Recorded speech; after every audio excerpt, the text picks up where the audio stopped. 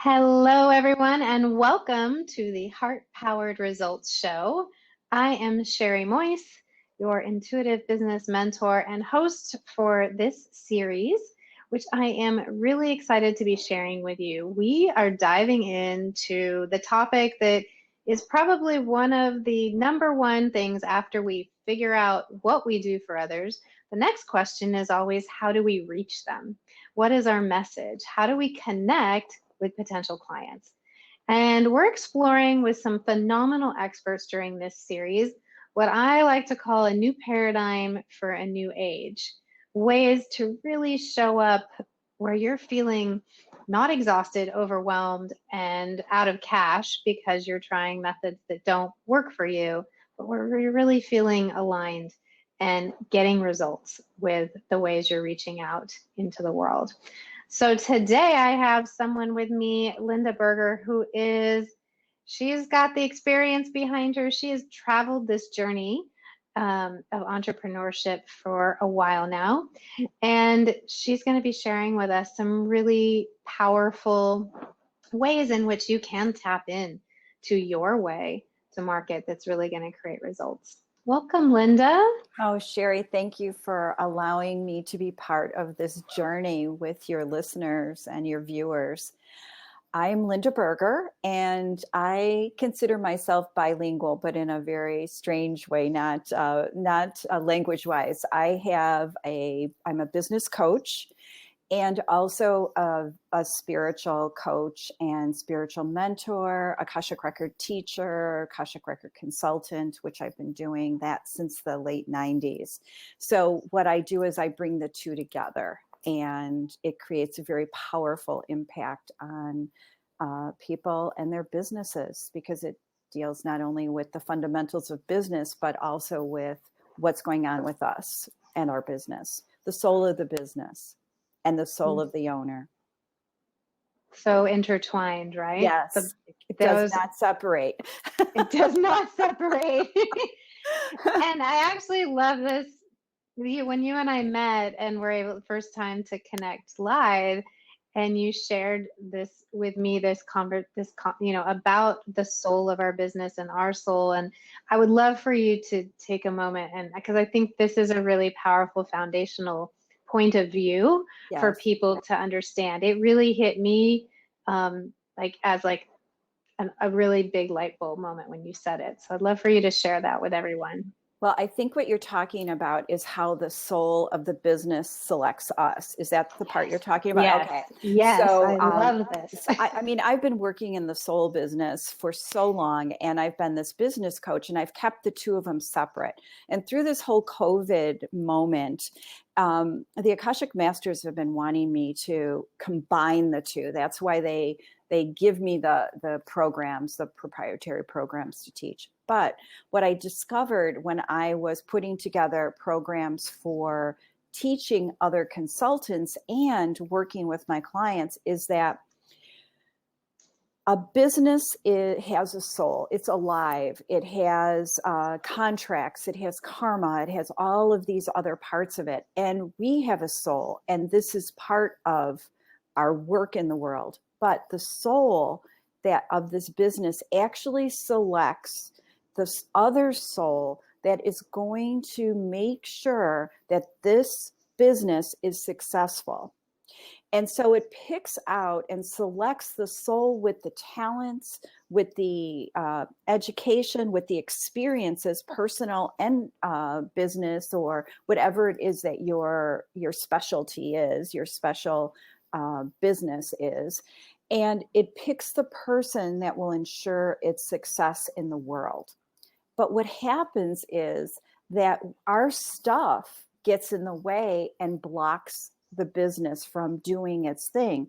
And the business is patient. It's going to stay there. Not leaving. You're in. Exactly.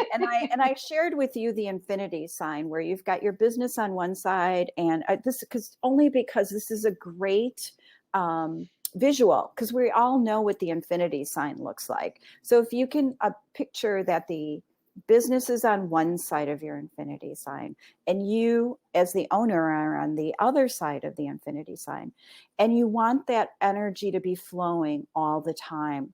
But what happens is when we first start the business, that's like that spark of light, that moment when the connection is made, the soul of the business, something that humanity has needed and has wanted and has asked for. And then the soul goes and it finds the other soul that it's going to link to. So think of this infinity as catching in, connecting in the middle, because you have everything it needs. And if you don't have it, you know where to find it. And so the energy starts to flow. And what happens is, as you start to create success, there's blocks in us, whether it's money, marketing, showing up, imposter syndrome, lots of different things. And it blocks the business from becoming more successful. So that's why we work on both ends, business fundamentals and getting over our stuff. There is so much within what you just shared that I think is so incredibly important and ties into what we're really talking about today. Like this whole idea that you do have all the answers, inside of you, and or know where to find them. And that this whole thing, and this is my mantra with people, like, build a business that's uniquely you. And how you're sharing this is there's no way to not build a business that's uniquely you, because you have been chosen.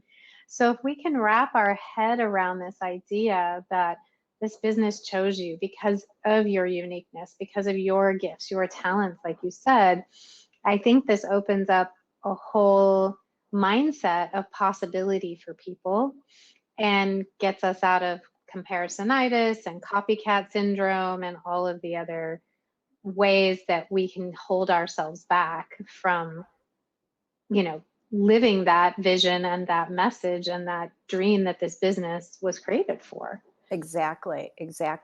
I mean, think about just in business coaches, how many business coaches they are.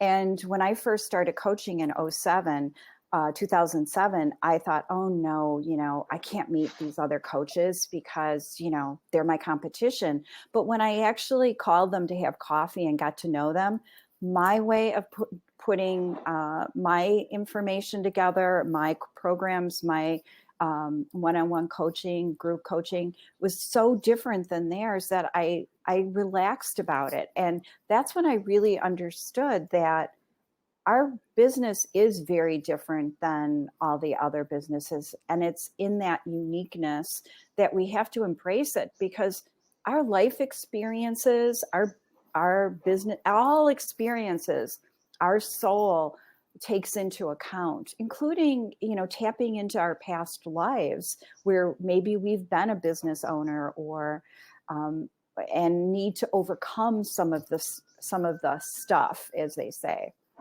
But yeah, absolutely, what you're saying is true. Is it's important to understand that we shouldn't be fearing it, we should be embracing it. And as I always tell my students is, get triggered. When we get triggered, which is like hitting a wall, that's a good thing. That's not a bad thing. That's because that tells us what else is blocking us in that infinity sign. Absolutely. And so as we think about it from this perspective and this approach, so tell us a little bit about your own journey with, bringing your business to life and finding your way to connect with, clients that were, an ideal fit for you, and what that kind of looked like along the way. I consider myself a serial entrepreneur because I've never really enjoyed working for others. So that's ended a long time ago. And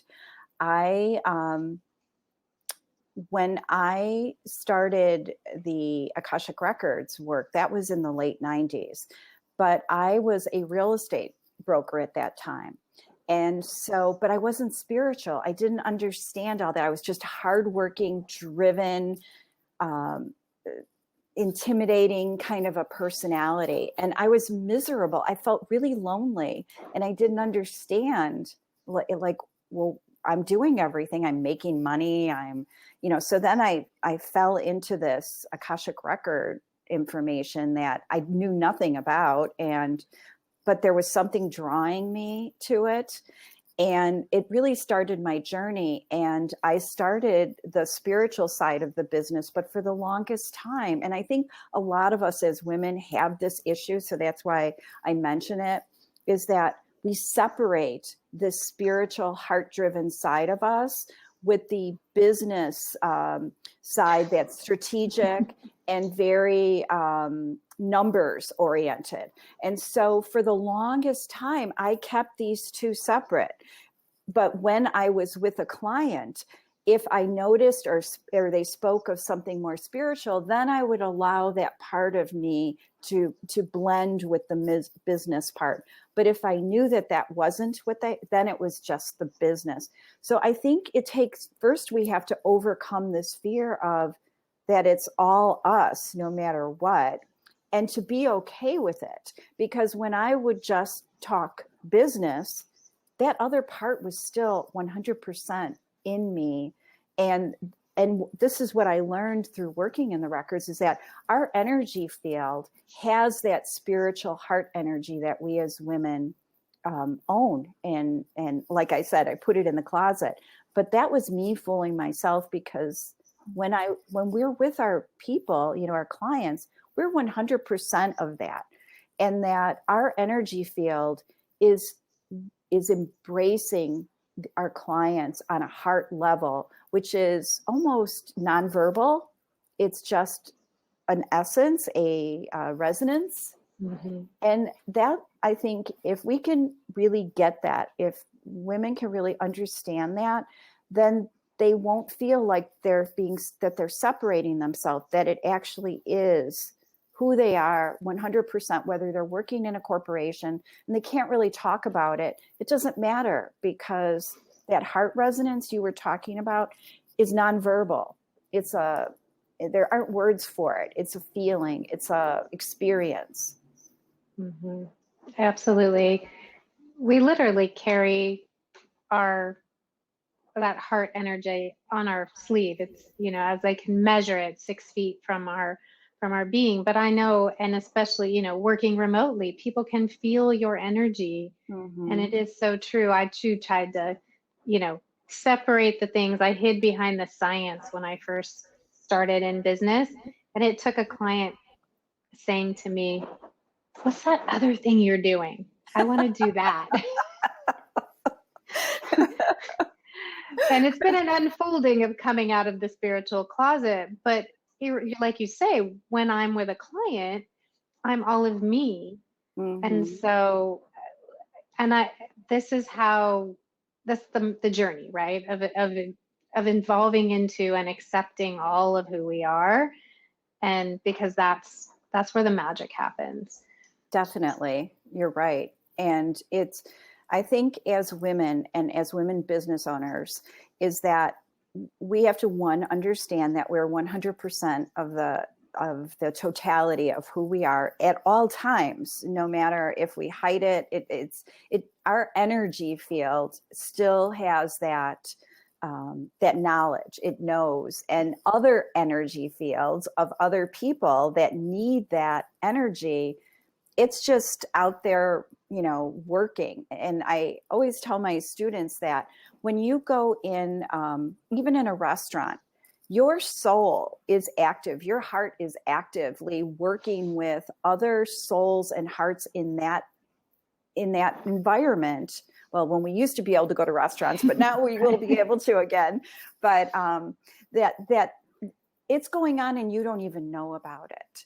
And that's how soul and heart work is. It's just, you don't know that it's going on unless you're consciously sending energy to someone. The other thing that I've noticed is that, especially for women, and I've seen this with some of my male clients, is that when they're corporate or, like you said, science driven, and that when they suddenly just get this when they're being so drawn into something that is much more heart-driven, soul-driven, there seems to be like a disconnect from their success. It's like maybe they're making, 100,000, a couple 100,000, or even more in where someone else is paying them. But now that they are true to themselves and in this realm of self-expression, I guess you would call it, a business that creates self-expression, there's a disconnect that somehow they're not as valuable. Mm-hmm. So I'm curious about you, Sherry. How did you make that connection when you said you went from science? And I know you said one of your clients asked about it, but how did you do that? It's really a journey of healing, like you say, those parts of yourself that feel less than or are afraid of how people are going to view you or see you. And it's a constant journey of inner work and outer work, and I think that it's the peeling back the onions of the layers. What was I really afraid of if I really stepped out into owning my gifts and really acknowledging that and healing that piece for myself? And I think that what you've experienced, what I've experienced, many, many people are experiencing that. And, if there's one thing that I can say that I wish I knew then, when in the 90s, not too many spiritual people were around, and especially in the Akashic records, it was like, what are you talking about? What is soul? Who knows anything about that? But is to know that you've been chosen by your business because you have everything that you need, and that you don't need to hide from yourself. You can, like I said earlier, I was bilingual. I can speak the language of business. I could speak the language of spiritual.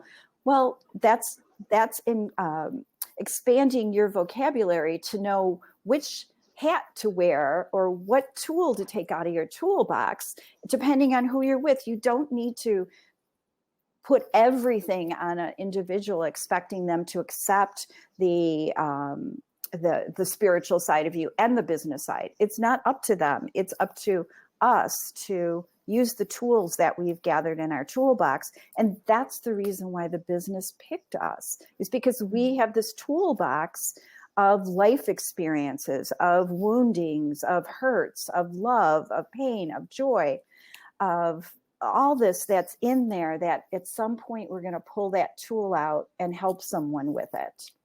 So own it, really just own it. I have this talk that I call Owning Your Seat at the Table, and it's about that. It's about, if you don't own it, think of the fact that that chair is empty, because that chair has your name on it. And that chair has your name on it because you have everything that it needs to put out into the universe. And that's why we get selected by our businesses. So we actually owe it to our businesses to really get over our stuff, like you with the science and me with it's got to stay in the closet. And so that it can flourish, so that it can keep that energy flowing. Its job is to help our life flourish. Our job is to keep it flourishing, because it has contracts with people. It has karma. Think about a company.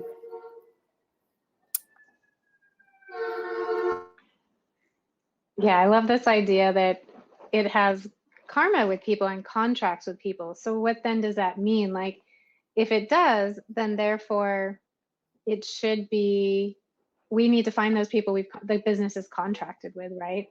Yes, but the business will find it.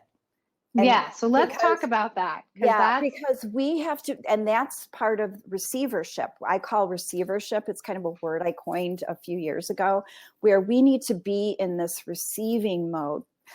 We hear a lot about the law of attraction and all that other stuff, which is great because we're attracting stuff to us.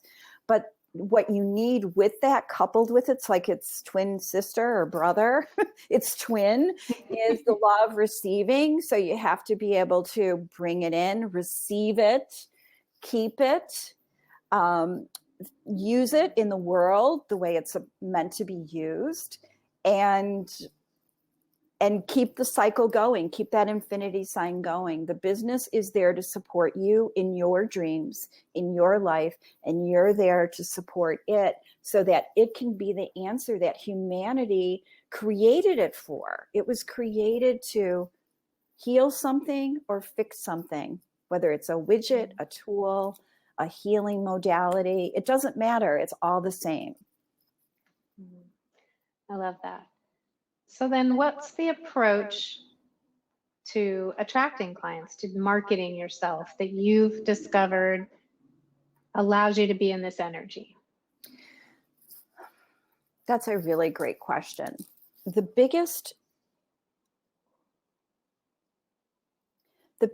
impact I feel is to not look at it as you need to get more clients or you need to make more money. Because what that does is it causes you to spend things you don't need or you're really not ready for in your business.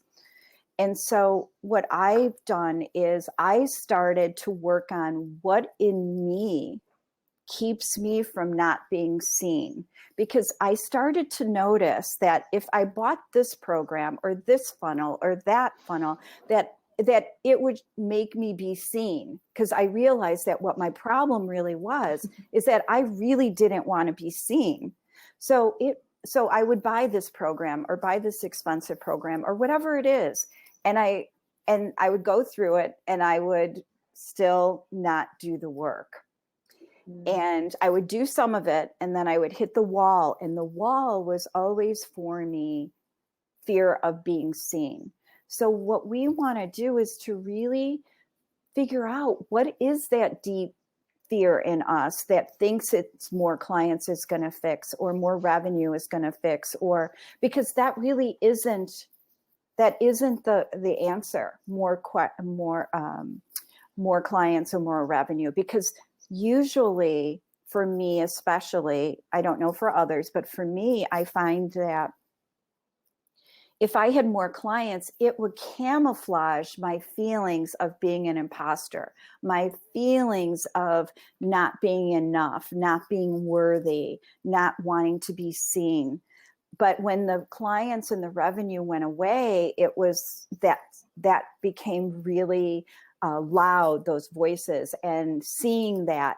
And so, okay, so if I get more clients, I'm going to keep covering up. But eventually the soul of the business wants you to get rid of all that. So you're going to keep getting triggered into losing clients and losing revenue until you really figure out what is the fear that's feeding the need to have more clients and more revenue. It's not about the need. It's about the desire to serve and allow the business to serve. Does that make sense?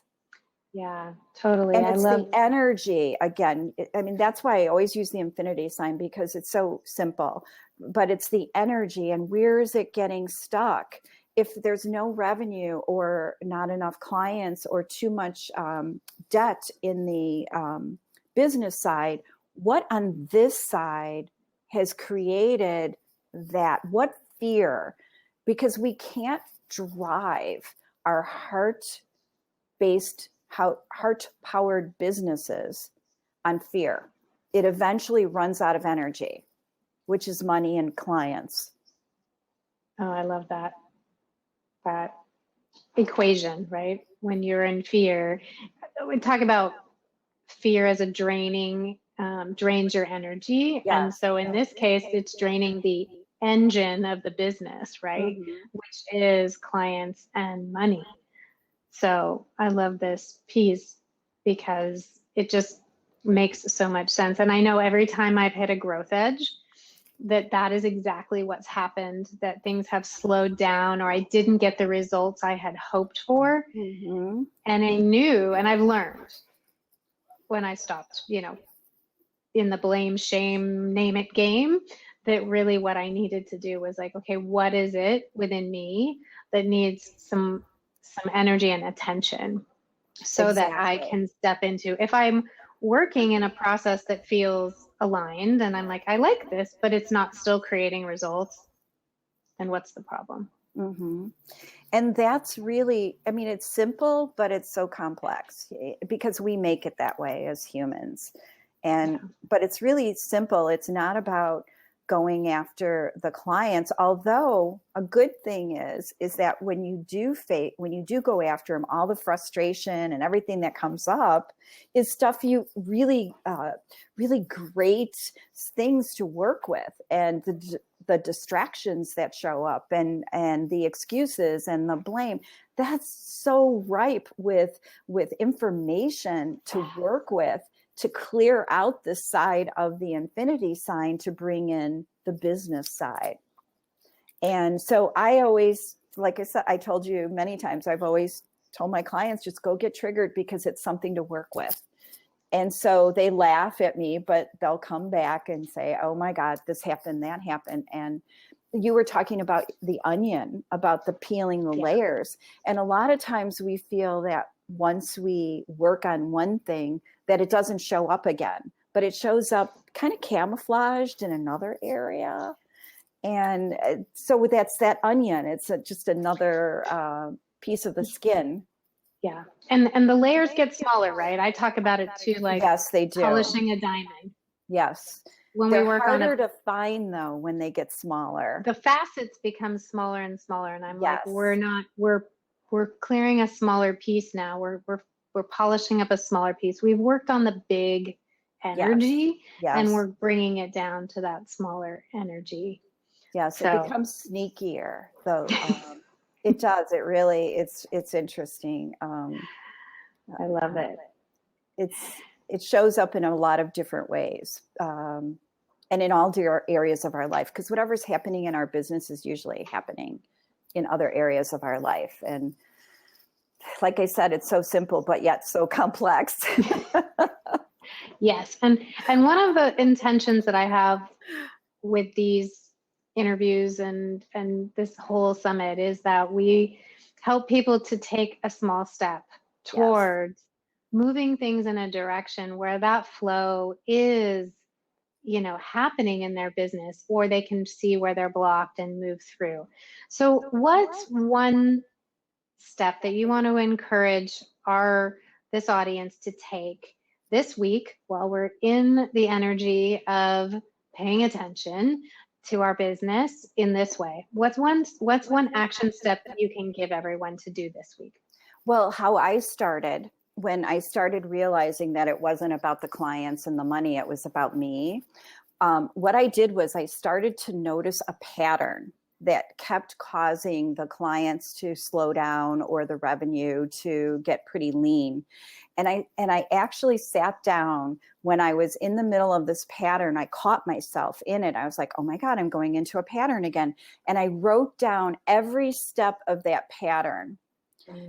This is what happens first. This is what happened. Like, I'm starting to think that, oh my God, I'm starting to go into panic. Okay, so what am I thinking when I go into that panic? So if you actually stop, like take a freeze for a moment of that particular and figure out what you're feeling that's creating you to go into a panic mode, or, oh my God, I need another client, or whatever the fear is, identify that. And the next time it shows up, to remember, oh, that's that fear again. And when you identify that fear, put something on. I used to put them on pieces of paper all over the house. I'd have them in my purse because whenever it would come up, I need to know what my next step was. So when it shows up for the first time that you notice it, write down what you want to do instead. Like, I need to breathe.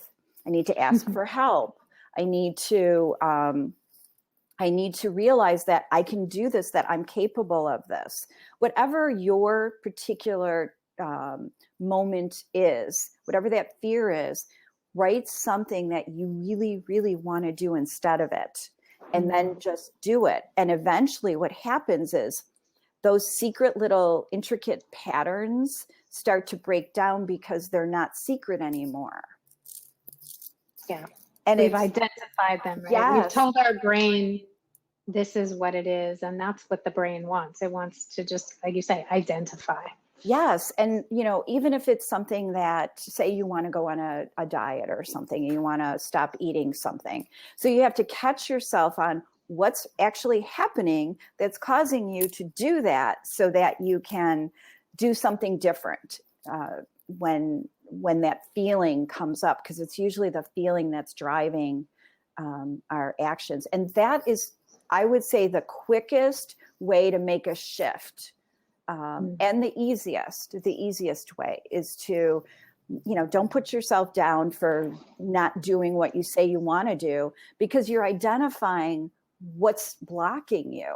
So that's a good thing. So it's okay to start to go into the direction that you don't really want to go in, but you keep doing it automatically.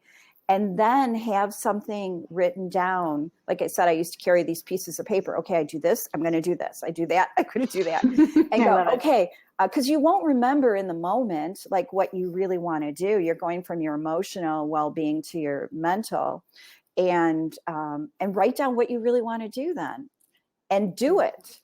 And to accept that these things that are blocking us are okay, because we're learning about ourselves, and to stop putting ourselves down for it, that we're never enough, or this imposter syndrome is just crazy.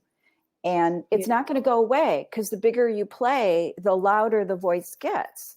So it doesn't matter if you're making 10,000 a year or 10 million a year, you still have that as women, most especially. I'm sure men have it too, but women really do. Beautiful. Okay, so here's how I'll recap that piece. What I'm hearing you say is, and so let's be in the energy of awareness, which is the thing I say is it begins and ends with awareness.